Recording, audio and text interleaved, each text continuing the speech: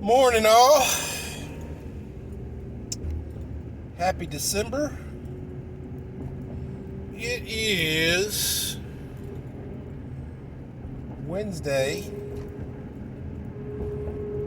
9 o'clock, December 1st,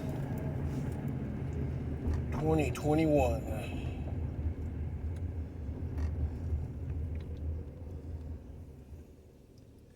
Got a question for you guys.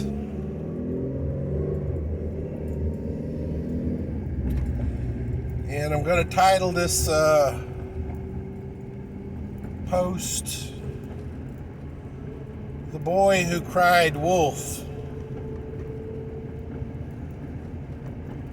So I guess you guys can see where I'm going with this. Ladies and gentlemen of the jury, our government and governments around the world have been just blowing up over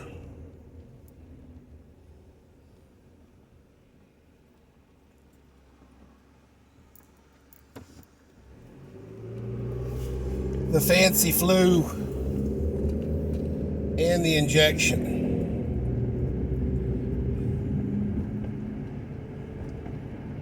Y'all may not remember, but during King Obama's presidency, we actually had a serious near pandemic problem with Ebola, and nothing happened, guys. It barely made a blip on the news media. And guys, Ebola, that's some nasty, nasty, nasty stuff. But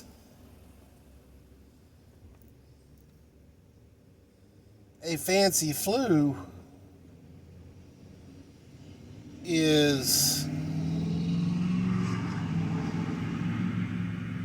driving, countries into the ground.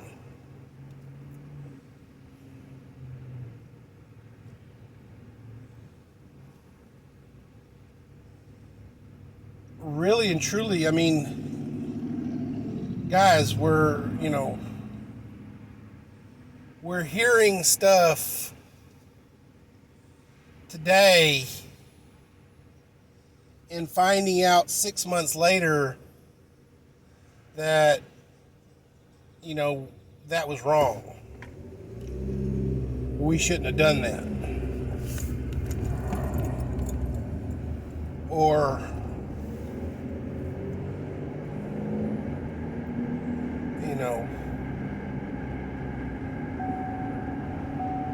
we're going to shift gears on that and try a different method because that was wrong. Literally, guys, when the fancy flu struck last year,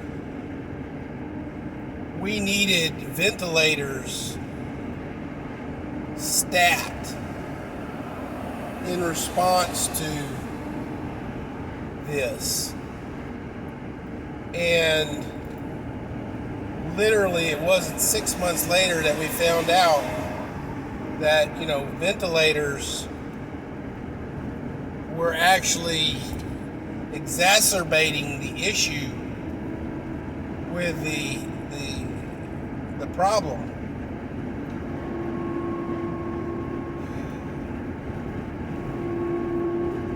Science is supposed to be a world of questions needing answers.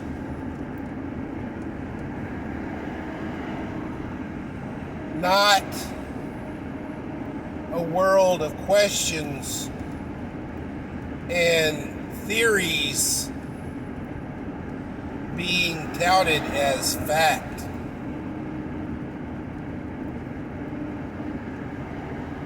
Ladies and gentlemen of the jury,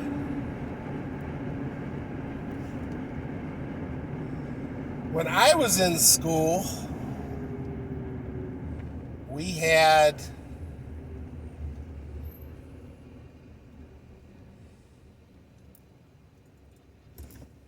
different principles. We had theorems and theories and facts. We had laws, and then we had theories. And it was very seldom that once a theory became a law, that it was ever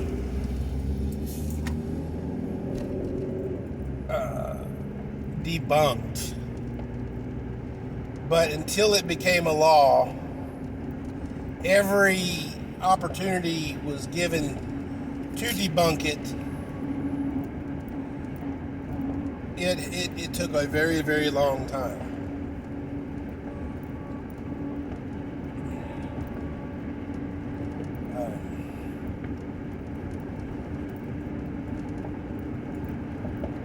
Ladies and gentlemen of the jury,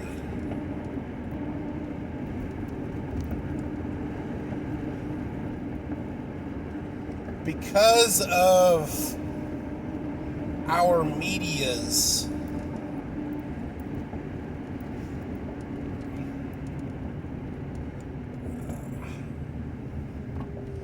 hyper sensationalizing of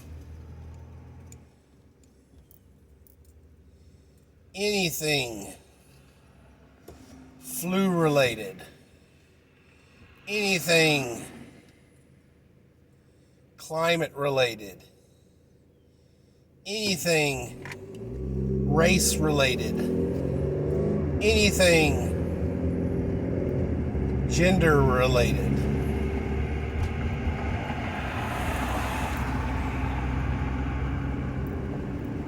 What happens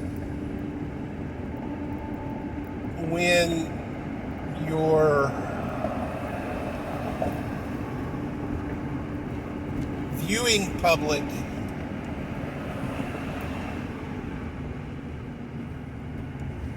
becomes jaded to the sensationalization of your news, to the point where they stop listening?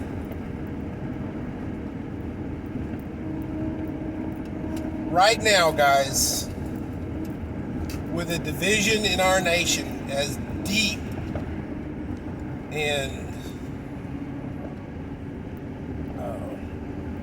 wide as it is, it's almost like the Grand Canyon.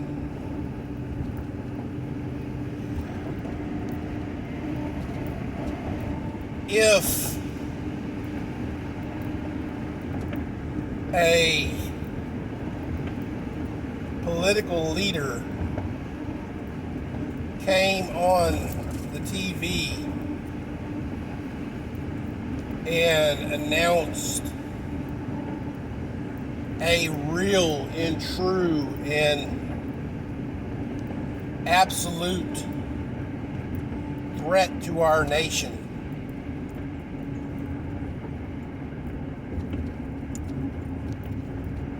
how many of y'all would believe it?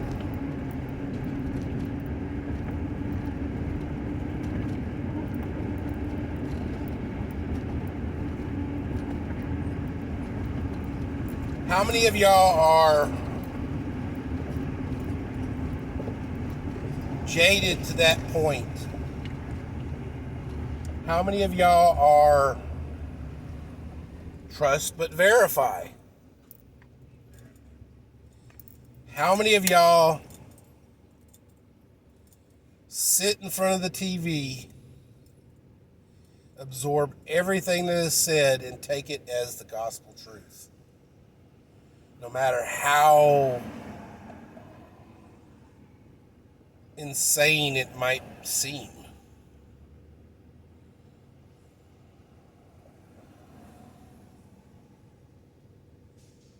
Me, myself, and I, guys, I'm asking myself that very question. I am a trust but verify kind of a guy. But I don't trust every news organization. If I hear something and it blips on my radar, I'm going to look for a second opinion about it. And if it blips, on that radar again, and it's just not quite the same, I may look for a third opinion.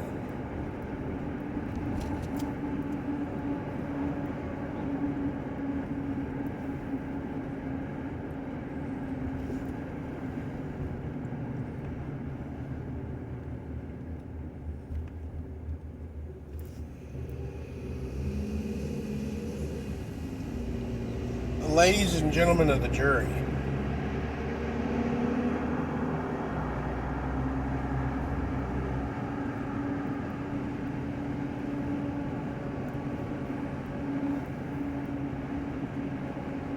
we need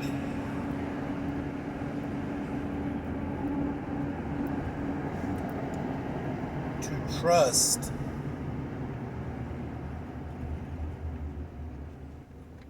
a news organization.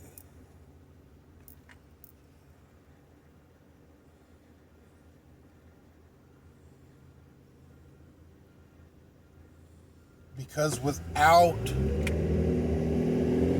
a news organization of some kind, literally we're playing with our heads in the dirt.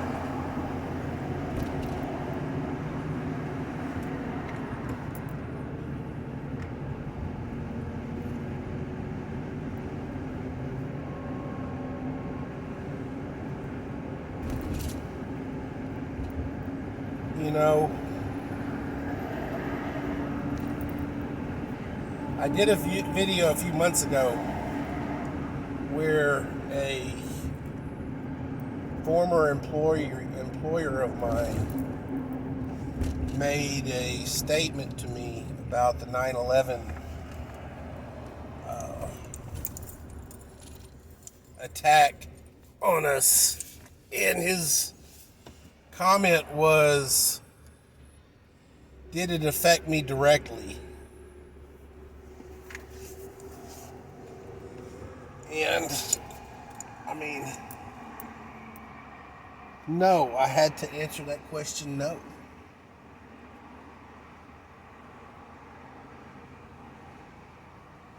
But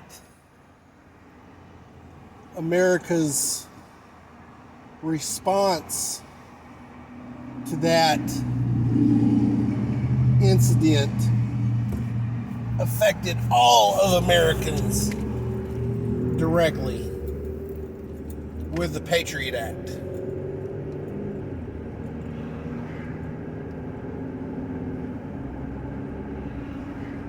I hear people all the time saying, well, I've got nothing to hide, so I don't really care about it. No. I'm pretty sure that, if there is some alphabet soup guy monitoring my comings and goings and goings and comings and my internet search engines and stuff like that, they are going to be probably very bored very quickly.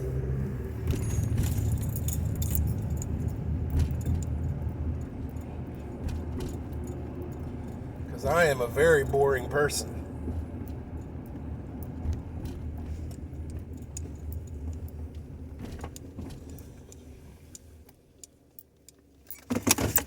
But as boring as I may be,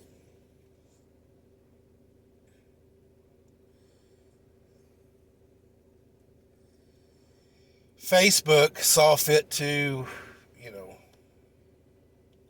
kick me out of my own account. I've got a strike or two against me in YouTube.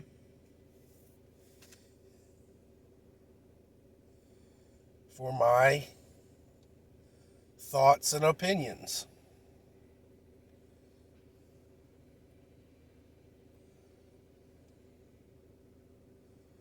But ladies and gentlemen of the jury,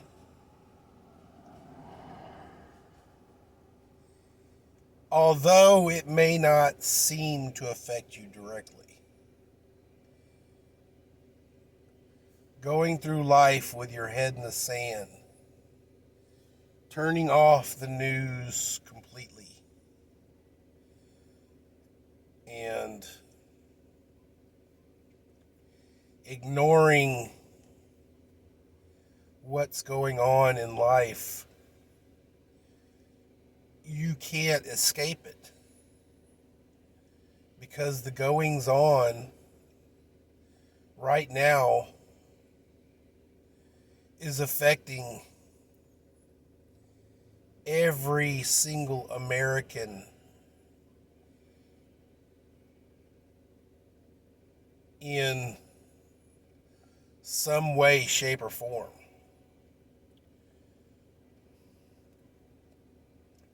Gas prices, food prices,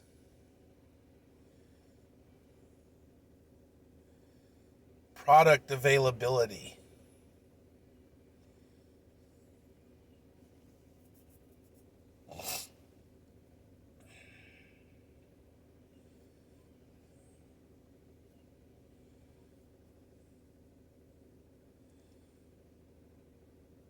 power failures,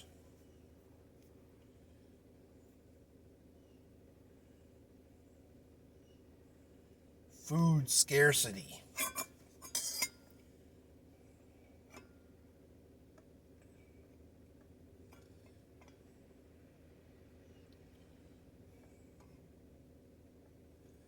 Now that last one is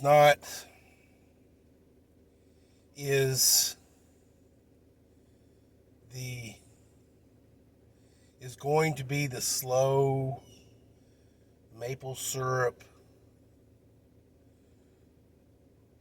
kind of event. Stores are adept in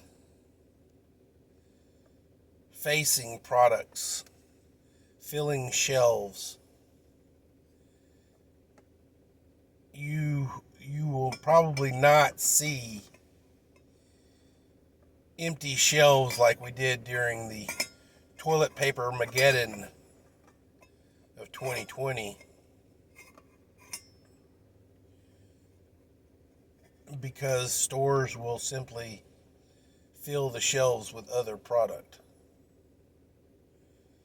But what you will find is smaller products, stuff that you specifically look for, like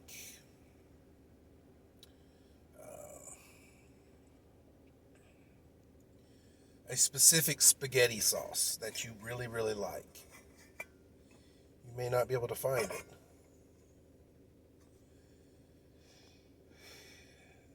Although the shelves are full with other spaghetti sauces, but you may like Prego, garlic herb or something. They're not going to have it.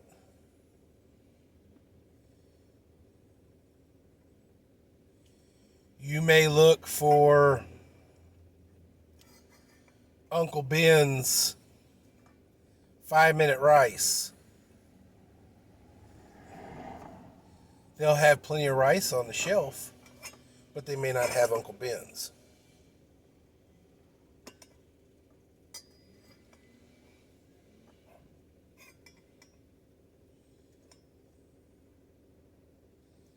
Ladies and gentlemen of the jury,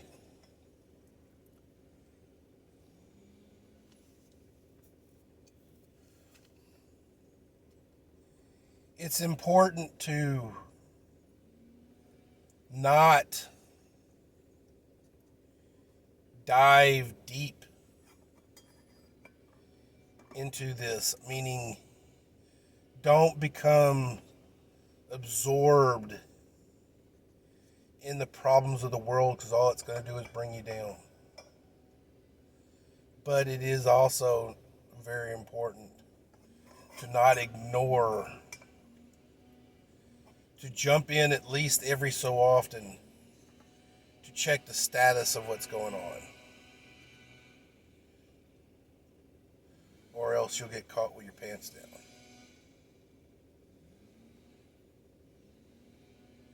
And you won't be ready.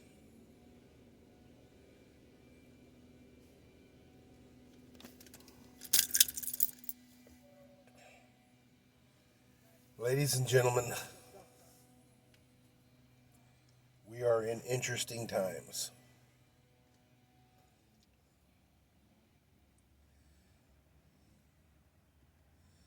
And of the most interesting part of it is that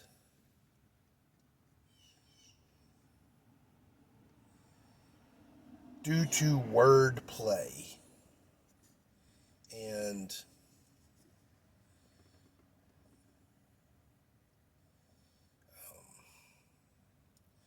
double speak, the movements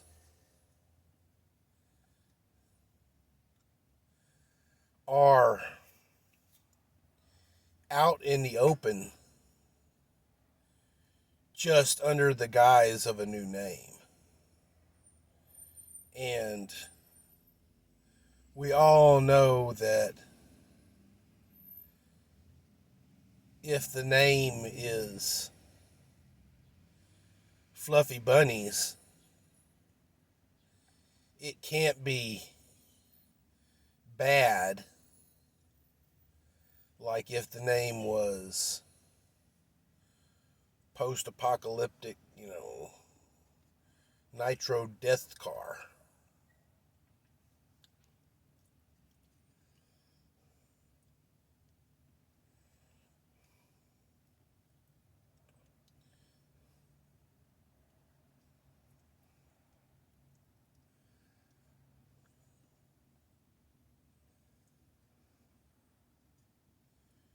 Just be ready, guys.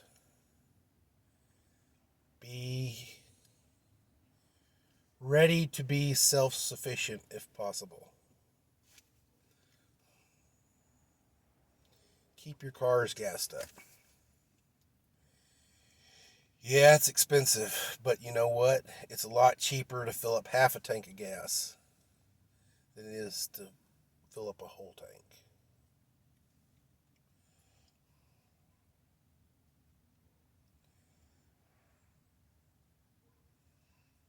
Have water in the house.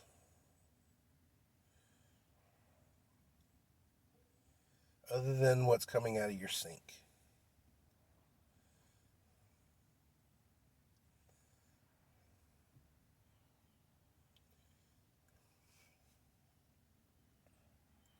Have gas reserves.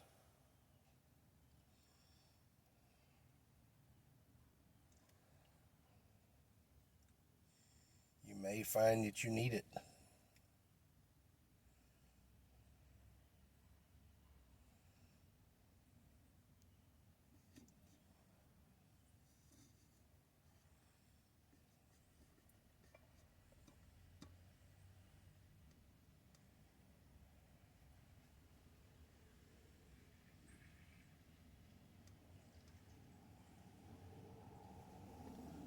Let's go, Brandon.